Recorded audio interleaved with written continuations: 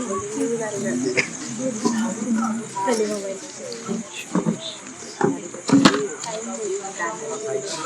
सब मिलकर काशी बाबा को प्रणाम करें। भगवान बाबा हनुमान जी को प्रणाम। महान त्यागी बाबा जुमदेव जी को प्रणाम।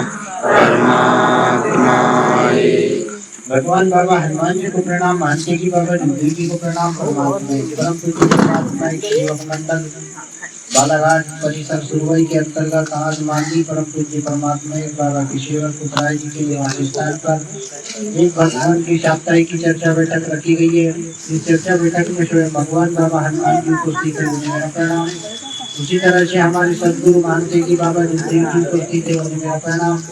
इस चर्चा बैठक के अध्यक्ष उपाध्यक्ष जो संचालक जी उपस्थित है, उन्हें मेरा प्रणाम। उसी तरह से हमारे बीच में परिसर की सहकार्यकर्ता ठाकरे जी, परिसर की सहकार्यकर्ता विजय जी और हमारे बीच में दूर दराज से आए हुए कार्यकर्ता सहकार्यकर्ता जवाबदार सेवकियों बाबा के सभी सेवक सेविकाओं को मेरा नमस्कार। इस चर्चा बैठक के संचालक महोदय जी ने बाबा की शिकवत पर विचार रखने कहा है। जो इस तरह बाबा में विचार रखने में जो त्रुटियां क्षमा करोगे और मुझे विचार रखने की सदुपयोग प्रदान करूंगी, इसी में आपसे आगे से विनती करता हूँ। सेवक साथियों, हमारे मानते कि बाबा जुमदेव जी के आदेश अनुसार चर्चा बैठक के माध्यम से हर किसी से अपने गाँव को सीखने के लिए मिलता है। बताते बात यह है कि जब अपन बाबा के आदेश अनुसार चर्चा बैठक में आते हैं और चर्चा बैठक में आने के बाद हम बाबा के आदेश से जब वो कहना चाहिए कि हम एक भगवान और बाबा के गुणमंडल के बारे में जब सीखते हैं या हम विचार करते हैं या कोई सेवक बताता है, जब अपन अपने मन में जब यह धीरे धीरे करके एक एक सारी चीज़ों को लेते हैं तो हमारे अंदर जो कहना चाहिए कि हमारे जो कर्म करने की जो पद्धति जो होती है वो चेंजेस होती है।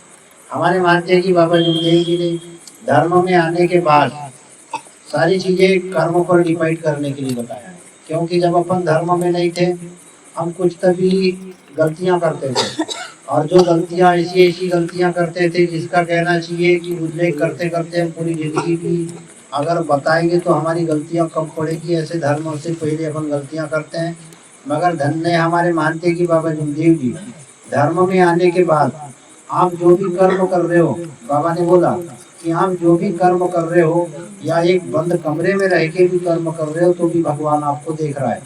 इसीलिए कहने का तात्पर्य यही है कि धर्म से पहले अपन कितने परेशान थे, धर्म में आने के बाद हम कितने अच्छे बने, यह हर कोई सेवक सेविका समझ रहा है। बसंत बात यह है कि धर्म से पहले हमारे जो कर्म थे वह भगवान को कहना चाहिए कि पसंद ही नहीं आते थे, और आज धर्म में आने के बाद अपन जो कर्म कर रहे हैं जो भगवान को बहुत पसंद आते हैं, सत्य मर्यादा प्रेम का आचरण करते हैं, तत्व शब्द नियम से चलते हैं। और अगर किसी ने हमको राह में अगर साले भी कहा उसको भी जी भैया कहने की क्षमता रखते हैं, इससे अच्छी बड़ी बात और क्या हो सकती है। सेवक साथियों, हमारे मानते हैं कि बाबा जुमदेव जी पे ना जाने किन किन लोगों ने जुर्म नहीं ढाया, किन किन लोगों ने बाबा पर पत्थरबाजी नहीं किया, किन किन लोगों ने बाबा पर अशब्दों का उपयोग नहीं किया होगा।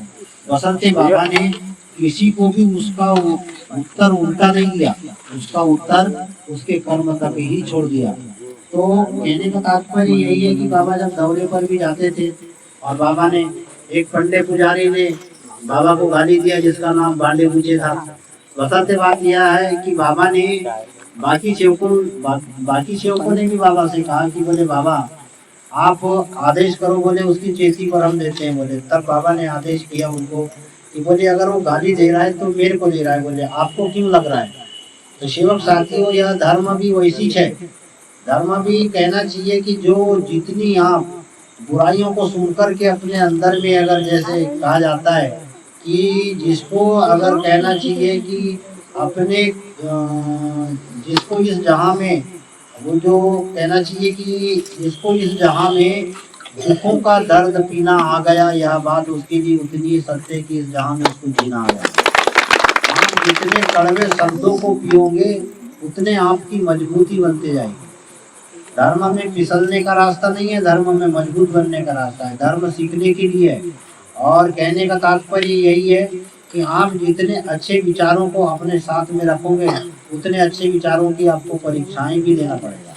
क्योंकि हर किसी के पास, जैसे एक उदाहरण के लिए ले लिया जाए, अगर एक एक कट्टी आज हमने चावल डाल दिया और चावल पहले दिन तो कहना चाहिए कि आँख मूंद करके उस चावल को मटा दिया जाता है, और जब उसमें 2-4 पत्थर अगर खाने में अगर लग गया तो खाने का स्वाद ही अलग हो जाता है। उसी तरह से जब अपन धर्म में आते हैं और जब अपन झूठ बोलते हैं, क्रोध करते हैं, गालियां देते हैं, तब भगवान को क्या लगता होगा, इस बात का हर कोई अंदाजा लगा सकता है। इसीलिए हमारे मानते कि बाबा जमदेव जी ने बोला कि जितनी जमीन और आसमान में दूरिये बोले, उतनी आदमी की कर्मों में दूरिये बोले। हम पहले सुना करते थे, क्योंकि अधिकतर हम सुनते थे कि बच्चों के पास भगवान है, ऐसा सुनते थे। क्यों सुनते थे? क्योंकि बच्चों के पास में कोई भेद नहीं होता, कोई भाव नहीं होता, कोई गलतियां नहीं होता, और जो बच्चा जो बोल देता है वो सत्य होता है, ऐसा बोलते थे। मगर धन्य है हमारे मानते कि बाबा जमदेव जी आज कहना चाहिए कि इस धर्म का सेवक, वो कहना चाहिए कि सतयुग, द्वापर, त्रेता युग के पुरुष से कम नहीं है। एक शब्द अगर बोल देता है तो सब कुछ पूरा हो जाता है। और कहना चाहिए कि वो सेविका बाई भी सती अनुसैया, सती रेणुका, सती सावित्री से कम नहीं है। एक शब्द भी अगर बोल दी तो उसका शब्द भी फैल नहीं हो सकता। आज इस कलयुग में हमारे मानते हैं कि बाबा जमदेव जी ने सतयुग का निर्माण करके दिया है। इससे अच्छी बड़ी कृपा और क्या हो सकती है सेवक साथियों। तो हमारे लिए इस धर्म में आने के बाद मेरा मानना यह है कि जैसे कहना चाहिए कि अभी 1 साल के बाद में मंडई मेले का कार्यक्रम चालू होता है, तो हम एक अगर मंडई रहती तो हम कितने हर्ष के साथ, कितने उल्लास के साथ में गांव की मंडई को देखने के लिए जाने की तैयारियां करते हैं। उसी तरह से मेरा मानना है कि जब हमारे परिसर में एक चर्चा बैठक अगर 1 हफ्ते में अगर आती है, उस दिन के लिए हर सेवक सेविका अपने विचारों को 4 दिन पहले से तैयारी करके अगर वो जाएगा, तो मेरा मानना ये है कि वो सेवक कभी दुखी नहीं रह सकता, और कभी गरीब नहीं रह सकता, और कभी बलहीन नहीं रह सकता। वो ध्येयवादी बन के ही रहेगा। क्योंकि हमारे मानते हैं कि बाबा जमदेव जी ने बोला है कि बोले ये सारी चीजें, यानी कि ये जो सारी चीजें जो बोले तत्व, शब्द, नियम, ये आपको घर बैठे नहीं मिलेगा, जब तक आप जाओगे नहीं, जब तक कि आप पाओगे। तो धर्म में जो जाएगा तो पाएगा, और जो सोएगा तो खोएगा। कहना चाहिए कि अगर पूरी रात के अगर 12 घंटे हैं, अभी जैसे चर्चा बैठक 3 दिन होती है, चर्चा बैठक 3 दिन होती है, तो मैं किसी का तो अनुभव नहीं बताऊंगा, मगर अपना अनुभव बताऊंगा। क्योंकि किसी ने अगर रात के 8 बजे से भी अगर सोया है तो उसके 5 भी बज जाएंगे तो भी रात कम पड़ जाएगी।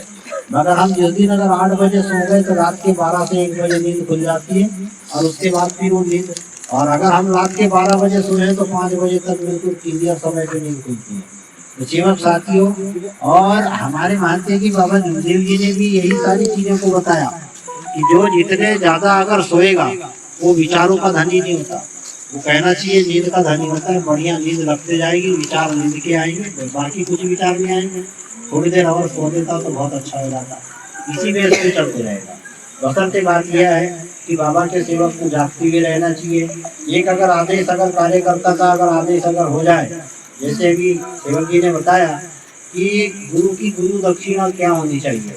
गुरु की दक्षिणा वही है कि कार्यकर्ता के आदेशों का पालन करना हमारी जिंदगी का सबसे कटु सत्य है। जो कार्यकर्ता के आदेश का पालन करेगा वो सेवक, कभी कहना चाहिए कि विचारों में कमी नहीं हो सकता, कभी भी कमी नहीं हो सकता। वो सेवक ने ये नहीं सोचना चाहिए कि परिसर में कार्यकर्ता मेरे को आदेश करता है, बाकी दूसरे को क्यों नहीं करता। जिसके कर्म बड़े अच्छे हैं या जिसके बड़े किस्मत अच्छे हैं, उसी के लिए आदेश होते हैं, बाकी सब के लिए नहीं होते। तो धर्म के सेवक ने बाबा के आदेश को, जैसे कभी कभी, अब मैं भी कभी कभी ये सारी चीज़ों को सोचता हूँ कि जब सेवक फोन लगाता है तो कार्यकर्ता फट से फोन उठाता है, कभी कभी कार्यकर्ता फोन लगाता है तो सेवक 4-4 बार नहीं उठाता, तो क्यों नहीं उठाता होगा। बहुत सोचने की बात है। कभी कभी अगर इन सारी चीजों को रात के अगर 12 भी बजे तो 12 भी बजे तो भी अपने को फोन उठाना पड़ता है। क्योंकि कौन को कब कौन सी शब्दों की जरूरत पड़ जाए, विचारों की जरूरत पड़ जाए, और ये सारी चीजें कब किसको कहाँ मिल जाए कह नहीं सकते। तो सेवक साथियों, चार तत्वों में हमारे मानते हैं कि बाबा गुरुदेव जी के जो आदेश है, चार तत्वों में आप जब तक के निष्काम नहीं करोगे, जब तक कि आपको भगवत की प्राप्ति हो ही नहीं सकती। यह बात हमारे लिए उतनी सत्य है। तीन शब्द में आप कहना चाहिए कि अपने परिवार से लेकर के सेवक भाई में, और जहाँ तक कि आप जाते हो, जहाँ तक के घूमते हो, वहाँ तक के अगर सत्य अगर नहीं बोलोगे तो आपके साथ भगवान कभी काम ही नहीं कर सकता। नंबर दूसरा, नंबर तीसरे पे ये है कि अगर आप अपनी गृहस्थी को ऊंची स्तर पर लाना चाहते हो और अच्छे विचार अगर रखना चाहते हो, तो कहना चाहिए कि अपने जिंदगी की अनेक बुराइयों को बंद करना पड़ेगा और बाबा के बताए हुए रास्ते पर चलना पड़ेगा। चाहे आप धीरे चलो, ज्यादा चलो, उससे मतलब नहीं रखता, मगर आप अच्छाई को जब तक रख करके नहीं चलोगे, जब तक कि आपकी जिंदगी में कुछ भी नहीं मिल पाएगा। और नहीं तो उदाहरण के लिए अगर ले लिया जाए, एक महाजन के यहाँ अगर 10 भैंस है और महाजन अगर चालनी में दूध दूह रहा है, पूरी जिंदगी भर भी अगर दूध दुहेगा, दूध दिखेगा, रह नहीं पाएगा। तो उसी तरह से धर्म का सेवक है, झूठ भी बोलेगा, क्रोध भी करेगा और सत्य मर्यादा प्रेम का आचरण करता हूँ कह के बाबा को बताएगा। ऐसा सेवक अगर 50 साल का भी हो जाएगा, मगर परिस्थिति में सुधार नहीं आएगा, ये बाबा कह। तो धर्म में रहने के बाद बाबा के सेवक ने टोटल झूठ को और अपने अंदर से अनेक बुराइयों को हटा देना चाहिए, जिसका कोई उल्लेख नहीं है। धर्म में आने के बाद जो सत्य मर्यादा प्रेम का, जैसे कहने का तात्पर्य यही है कि सत्य मर्यादा, जैसे अगर किसी सेवक ने किसी से कहा कि भैया आपके पास कितने पैसे हैं, आप बोले 5 रुपया, 5 रुपया बता दूंगा, तो क्या 5 रुपया रखा ऐसा करके बोल देगा। बोले 50 रुपया बोल दे, तो अब तेरे पास 5 है तो कितने का रेटिंग आना चाहिए? 5 का चाहना चाहिए ना। तो कहने का तात्पर्य तो यही है कि इस कहना चाहिए कि आपके अकाउंट राशि को देखने से कोई कम ज्यादा नहीं होगा।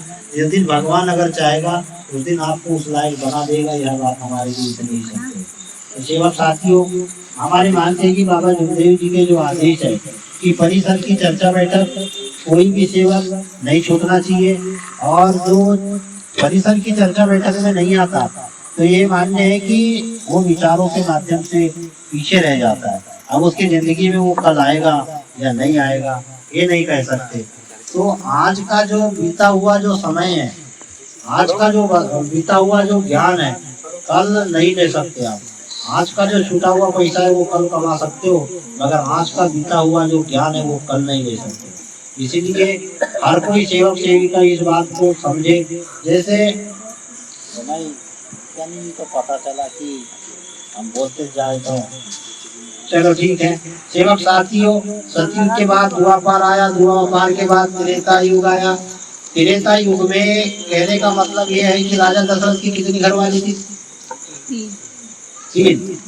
कौशल्या, सुमित्रा और केकई।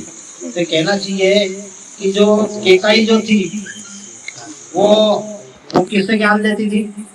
मंत्रा से। जब मंत्रा कौन थी?